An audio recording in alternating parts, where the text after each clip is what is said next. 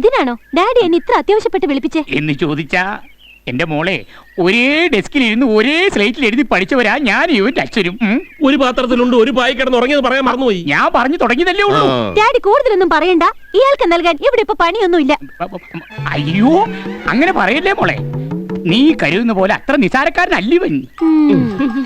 അതൊറ്റ നോട്ടത്തിൽ മനസ്സിലായി പ്രശ്നക്കാരനാണെന്ന്. ഏയ് പ്രശ്നക്കാരനൊന്നും അല്ല. നിനക്കറിയുവോ ദിവസവും ചുരുങ്ങിയത് 100-300 പേർക്കെങ്കിലും ഭക്ഷണം വിളമ്പിയ കയ്യായി പറ്റിയത്. ആ ഡാഡിക്ക് എത്ര നിർബന്ധമാണെങ്കിൽ ഇയാൾ ഇവിടെ തോട്ടക്കാരനായി നിന്നോട്ടെ. ആ സമാധാനമായല്ലോ. തോട്ടക്കാരൻ അത് പിന്നെ മോളെ ആത്മാർത്ഥ സുഹൃത്തിന്റെ മോനെ കൊണ്ട് തോട്ടപ്പണി ചെയ്യിക്കാന്ന് വെച്ചാല് ഞാൻ പിന്നെ എന്ത് ചെയ്യണമെന്നാ? നോൺസെൻസ്.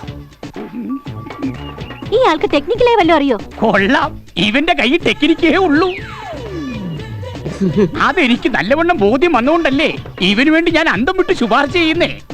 ഇയാൾക്ക് ഡ്രൈവിംഗ് അറിയടോ? അറിയാം, റോഡ് റോളറിലാണ് ഞാൻ ഡ്രൈവിംഗ് പഠിച്ചത് തന്നെ. ഡാഡി തൽക്കാലം ഇയാളെ ഡ്രൈവറായി പോസ്റ്റ് ചെയ്യാം. ടെമ്പററി പോസ്റ്റിംഗ് മതി, ശമ്പളം അത് മതി. ഡാഡി നാളെ മുതൽ ഡ്യൂട്ടി കേൾക്കോ.